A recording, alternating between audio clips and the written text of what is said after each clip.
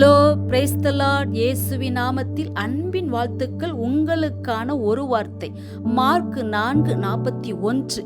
இவர் யாரோ, காற்றும் கடலும் இவருக்கு கீழ்ப்படுகிறதே என்று பிரமித்தார்கள்.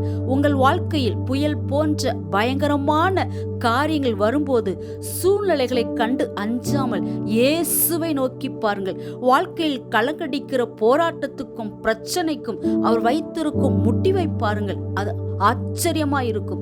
இயேசு கிறிஸ்து ஒருபோதும் தம்முடையவர்களை கைவிடவே மாட்டார். வார்த்தையினால் காற்றையும் கடலையும் அதட்டினார். மிகுந்த சமாதானம் உண்டானது. கொந்தளித்த அலையும் ஆக்ரோசமிட்ட காற்றும் அடங்கி அமைதியான சூழ்நிலை.